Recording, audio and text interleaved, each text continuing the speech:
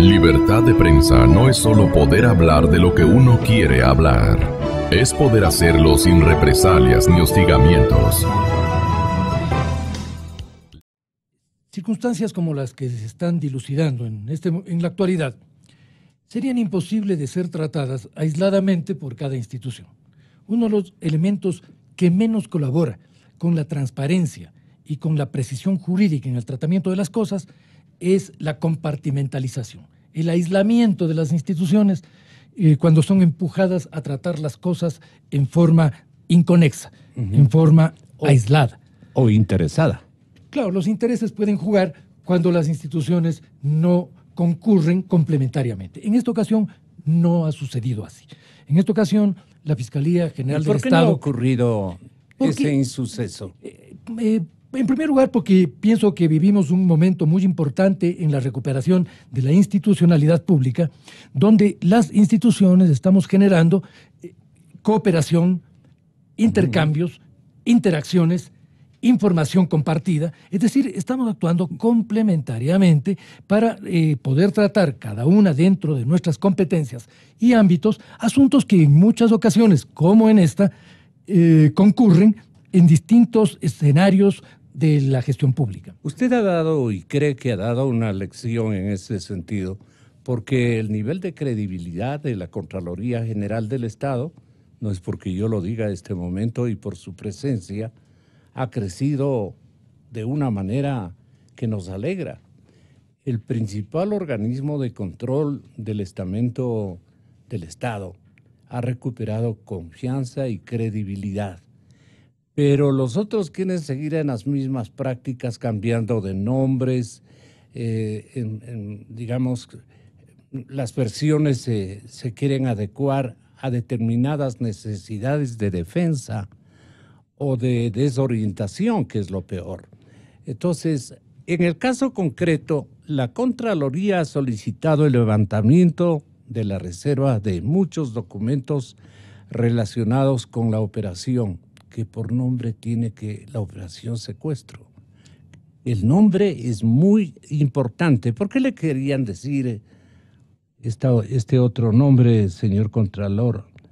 La operación Wilson. Exactamente, gracias, Vero. La operación Wilson. ¿A qué Wilsons que se querían referir? Yo manejo así mi agenda. Como usted conoce, la Ley de Seguridad Pública del Estado establece en su artículo 26 que la rendición de cuentas sobre el uso de gastos especiales las efectúa la Secretaría Nacional de Inteligencia y las efectúa ante una autoridad, que es el Contralor General del Estado. Son los dos actores en la lectura y el juzgamiento de los gastos especiales.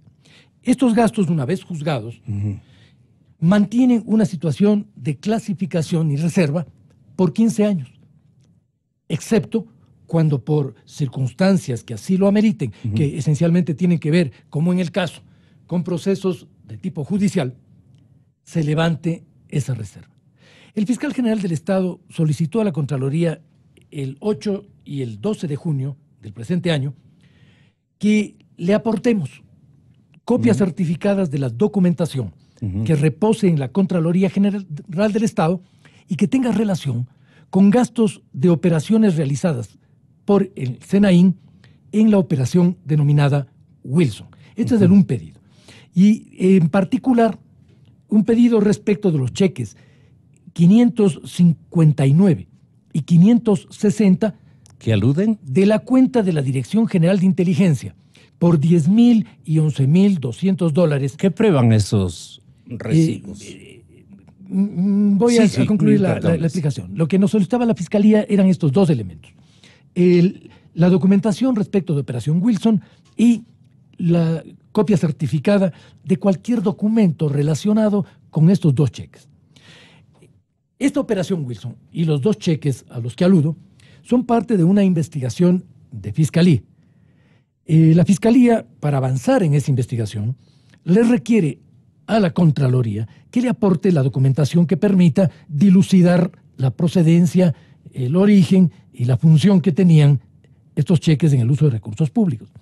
Para hacerlo, yo solicité al ministro de Defensa Nacional que se levante la reserva de la documentación correspondiente al periodo en el cual se inscriben esos gastos, que tiene que ver con los meses de junio, julio y agosto del año 2012.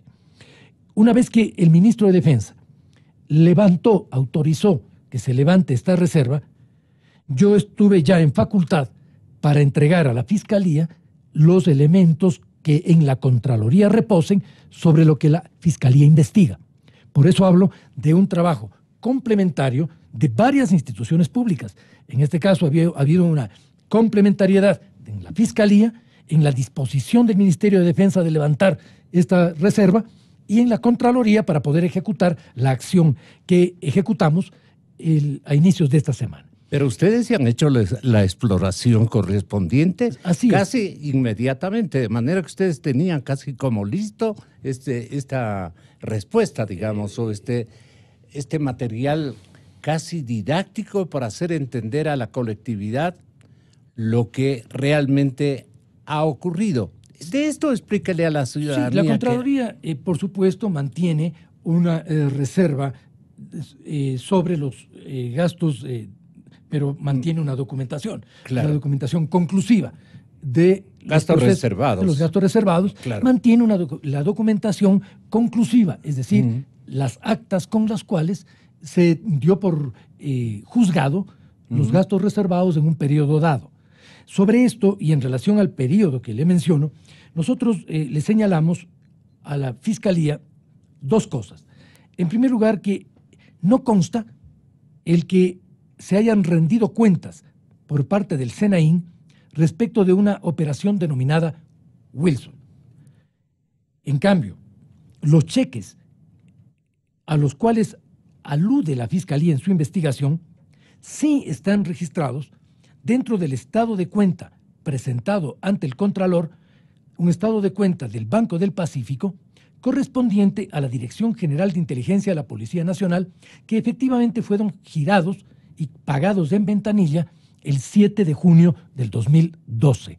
Eso consta en un reporte del estado de cuenta del banco ante la Contraloría.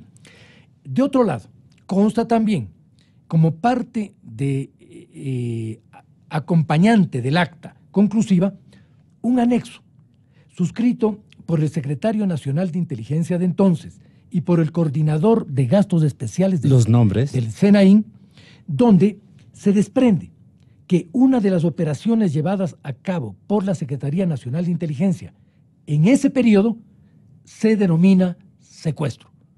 Y en esa operación constan, no tengo los documentos en este momento, claro, constan alrededor de $43,000 dispuestos para esa operación. Aquí cabe una precisión. ¿Esta inversión qué significación estratégica tiene? Aquí cabe, en el esclarecimiento. Aquí cabe una precisión por cuanto muchas veces hay versiones que distorsionan o procuran distorsionar las cosas. O buscan distorsionar. La Dirección Nacional de Inteligencia de la Policía es un subsistema del Sistema Nacional de Inteligencia a cargo de la SENAIN. Quien reporta ante el Contralor los gastos del sistema de inteligencia es la SENAIN y es quien asume la responsabilidad frente a la Contraloría del Estado respecto del buen uso de esos recursos. Correcto. No cabe, por lo tanto, el argumento de que el secretario de la SENAIN no tiene conocimiento de aquello que reporta al Contralor. Me parece que eso es un argumento absolutamente impreciso y que genera solamente confusión.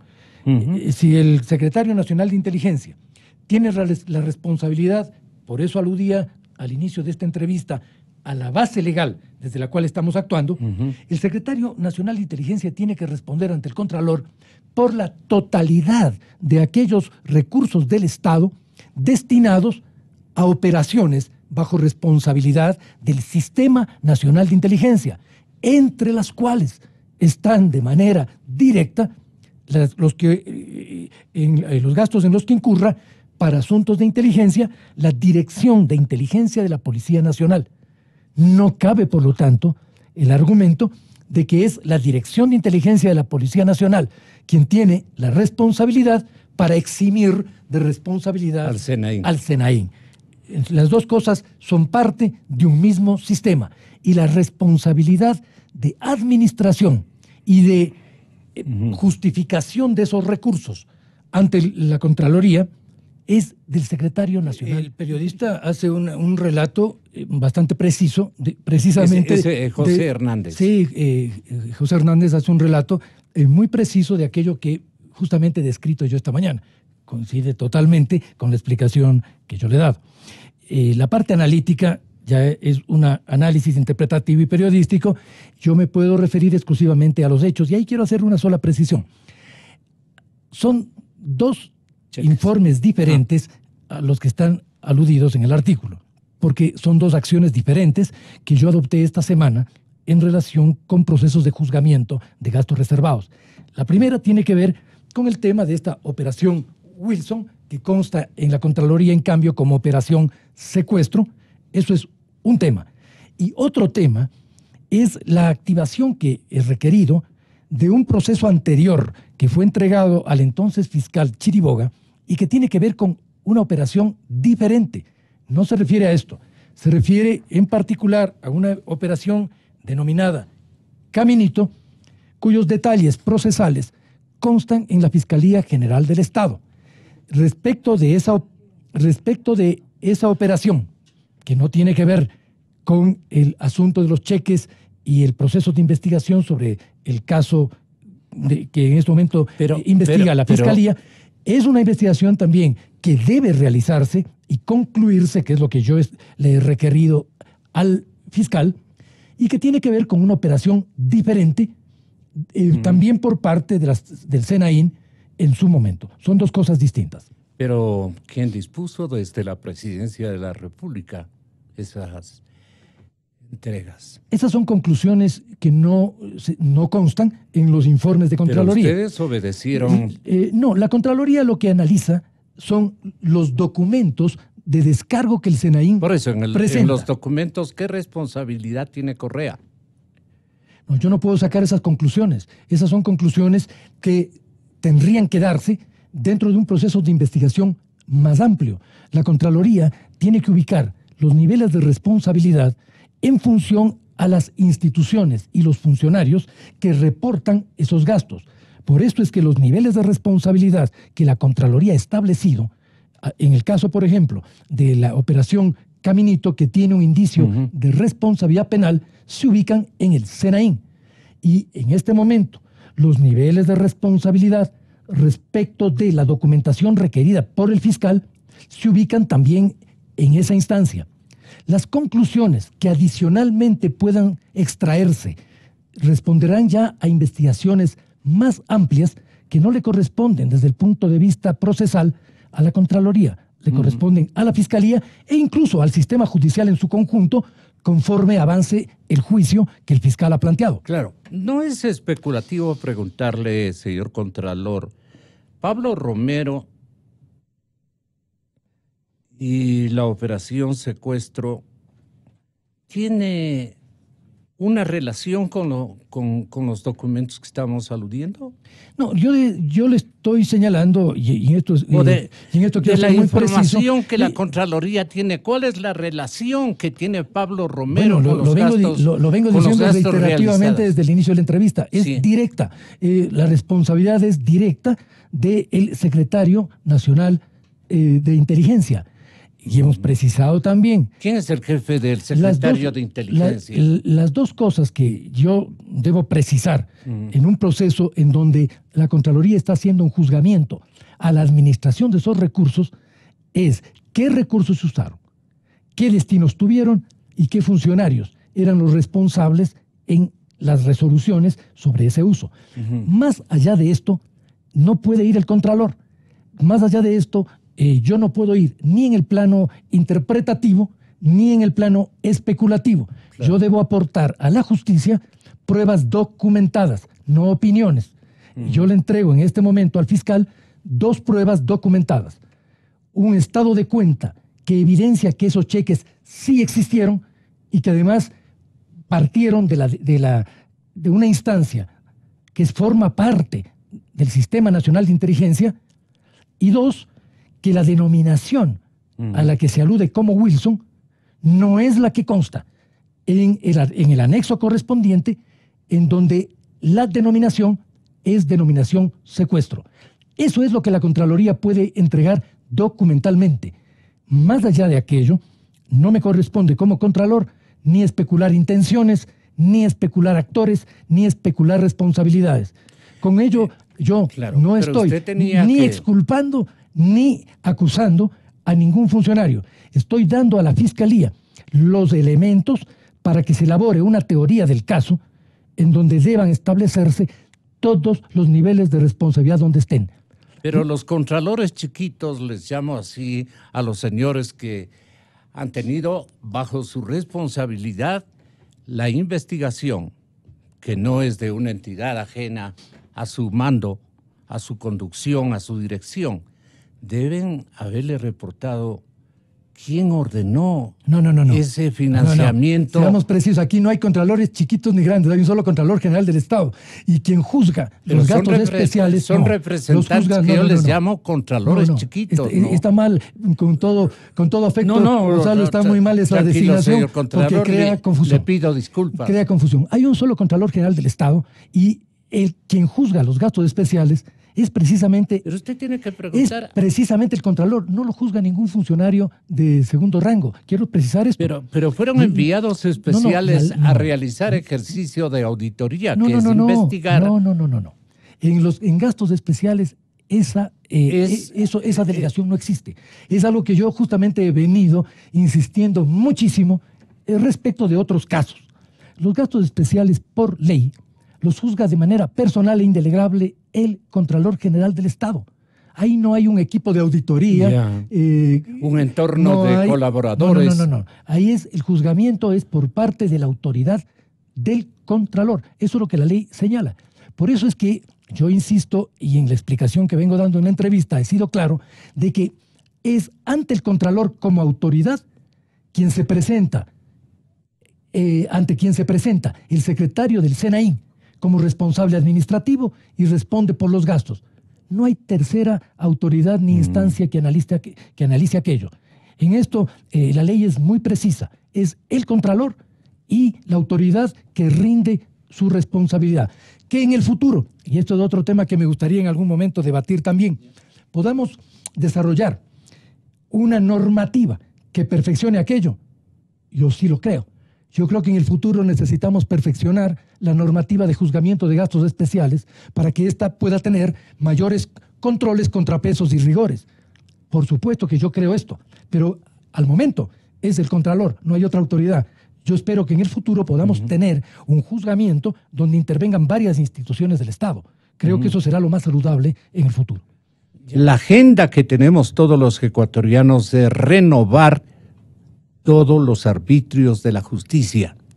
Y bueno, ¿y cómo se siente usted cuando le dicen que no ha entregado, que no ha firmado, no aparecen las cosas? ¿Cómo le fue con el fiscal? A ver, yo la verdad que me siento satisfecho. En principio, por haber venido, yo creo que cumplí con mi deber profesional y humano. No podía dejar por un lado de que se esté ensuciando el buen nombre de la doctora Jessica Jaramillo, que no tiene absolutamente... ¿Por qué usted se anticipa en creer que es una buena actora dentro de este drama de mentiras? Porque ella no tuvo absolutamente nada que ver con este proceso. O sea, a lo sumo ella cumplió una orden de la manera administrativa que la tenía que hacer. No tenemos ningún tipo de vínculo ni relación como para que pague por... Relación profesional, quiero decir. Claro, ¿no? Y como para que pague por un producto que no se entregó. Por lo menos eso es lo que se quiere evidenciar. Por eso justamente creí necesario venir al país. Surge esta invitación del presidente de la República. Acoge mi pedido de seguridad, que era lo que más me interesaba. La señora Patricia Gabela creo que también merecía escuchar de mi voz sobre el tercer informe. Y su abogado, que es francamente un hombre de bien. También. Todos. El país necesitaba saber porque en realidad se dijeron muchas cosas alrededor de este tercer producto. Entonces creo que fue necesario, hubo una apertura fantástica por parte de la Fiscalía General del Estado y eso también me deja tranquilo porque yo pedí justamente a los medios de prensa que respeten este silencio que nosotros mantuvimos durante el día lunes para que primero demos esa versión en la Fiscalía, que es ante quien corresponde, claro, para después dar una mayor visibilidad. ¿Qué nos puede dar a continuación de lo que usted le ha expresado en preocupaciones y en informes, en reportes en vivo y en directo al señor Fiscal General de la República? Lo que yo vine a confirmar, y se lo confirmé tanto al Fiscal de la República, al Fiscal General, como a la fiscal que lleva el caso, y ayer lo hice públicamente, es que el tercer informe... Para que conozca la ciudadanía, la fiscal que lleva el caso, ¿quién es? Es la doctora Juma. Ella ya está conociendo de todo lo que ocurrió en relación a este tercer informe. Eso lo ¿Usted nos puede resumir el informe que compartió con el general y la que está a cargo de este caso? En realidad, por una cuestión de indagación previa, no podemos puede hablar. Todavía. Existe el contrato, la cláusula de confidencialidad en relación a ese. ¿Pero qué le llamó la atención? Eso sí nos puede. Lo que me llama la atención es Es decir, ¿qué le movió a venir? Aclararon un montón de cosas. Pero ¿qué le llamó la atención cuando llegó acá y encontró un escenario desinformado, bastante vicioso, mentiroso, con presagios que podrían anular el esfuerzo y el empeño que hemos tenido todos los ecuatorianos, que a través suyo y que a través del testimonio finalmente de Jessica podamos conocer un acercamiento a la verdad? Entonces, ¿qué les sorprendió de bien y de mal acá el Ecuador? Siempre me mueve la verdad y la justicia como hombre de ciencia. Usted, siendo un perito, es un hombre de bien. Y soy un hombre de ciencia, entonces esto es lo que me movió, el apoyo a la doctora Jessica Jaramillo, el apoyo a la señora Patricia Ochoa. Eso es lo que justamente hizo con que venga y les informe de que ese tercer producto o informe final fue entregado. Pero lo que debe llamar la atención en este caso, señor Rosero, es que el tercer informe sigue sin aparecer. Hasta este rato. Hasta este rato. ¿Qué reúne ese documento? Ese documento reúne pruebas. ¿De qué? En esas pruebas tenemos pruebas documentales y pruebas testimoniales, que justamente fundamentan la respuesta, la conclusión que nosotros obtuvimos en ese informe. La conclusión es de que asesinaron al señor general Gabela.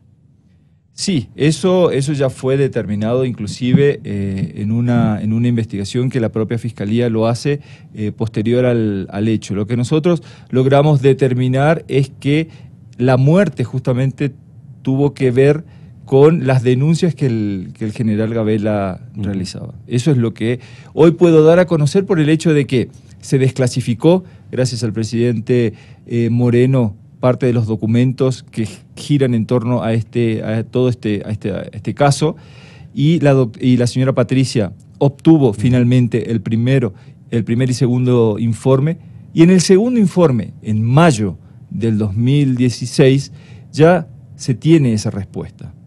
¿En el segundo? En el segundo producto. ¿En qué parte le ubican, digamos, una percepción de que se trata de un crimen? En el segundo producto, en las conclusiones, ya está claro, el propio administrador... ¿Las puede referir para cotejar con el tercer informe que algún momento puede salir a luz, si es que usted naturalmente tiene a bien entregarnos una copia? Lo que puedo decir en relación al tercer producto y que fue público justamente es que la muerte del general Gabela tuvo relación con las denuncias que él realizaba. Como le dije anteriormente, va a ser posible cotejar, digamos, lo que está en ese informe que fue anexado a la indagación previa, pero que no tiene mi firma ni Misumilla, pero para eso tiene que aparecer ese tercer informe o la Fiscalía va a tener que actuar en consecuencia. Claro. Eso, no sé. Y que si le preguntan a usted, le dicen, ¿dónde cree que puede estar ese documento? ¿Usted tendría de alguna manera, por haber sido un ente protagónico en la revisión, entrega, recepción de ese documento, lo querían a usted imputar de que usted se había guardado con algún interés francamente innoble, ilegal y obviamente, perdone por el término, y obviamente tramposo, pues, ¿no? De querer beneficiar a algún sujeto que tuvo uno o dos sujetos que tuvieron la intención y cumplieron con la consigna de matar al general Gabela por el tema de los DRUG. Bueno, mire, creo que es importante señalar que incluso hay un documento posterior firmado por funcionarios con posterioridad, pese a que ya no estaban en funciones, en donde declaran que quien estaba a cargo de la custodia de este documento era precisamente la secretaria general jurídica, que era a la vez la secretaria general del ministerio, que era a la vez la secretaria del comité interinstitucional. Una de estas personas seguramente es quien va a poder responder aquella pregunta. Pero nosotros hemos cumplido, al menos personalmente he cumplido con mi deber conforme manda la norma, conforme me dispuso el Comité Interinstitucional, pero además ahora he cumplido con mi obligación moral de decir específicamente lo que conozco sobre el tema y de señalar los hechos tal y como han referido, de acuerdo a los documentos que nosotros tenemos y que hemos entregado también ya a las autoridades correspondientes. Nos falta el paso adicional de hacer la contestación a la Contraloría General del Estado, que espero ya hacerlo durante esta semana, que sea bastante movida. Queremos tener todo bien elaborado para entregarlo. Yo confío en que las cosas van a salir muy bien, confío en la actual Fiscalía General del Estado, confío en el titular de la Fiscalía, creo que las cosas se pueden hacer de manera adecuada, lo hemos visto y lo estamos viendo los ecuatorianos. Han sido 10 años de obscuridad, 10 años en donde yo personalmente no he tenido respuesta de mi caso. Yo no he tenido respuesta ni siquiera he sido llamada a comparecer por un fiscal a decirme, venga, rinda su versión sobre los hechos. Y me refiero al caso de ¿Nunca violencia. Chiriboga le convocó? Me refiero al caso de violencia que yo viví de forma personal. Sí. Jamás he tenido un llamado del fiscal Salazar, que es el fiscal que estaba encargado. Con usted, claro, tal vez darle alguna explicación. Absolutamente nada. Ayer conoció la ciudadanía y el país el caso Coronel, el caso Garcés, que también son casos que están en la misma tónica, es decir, la misma situación, informes que dicen una cosa y luego que dicen otra cosa. Estos son 10 años, por eso yo lo digo, son 10 años de oscuridad. Es una década en donde el país ha perdido, no ha ganado.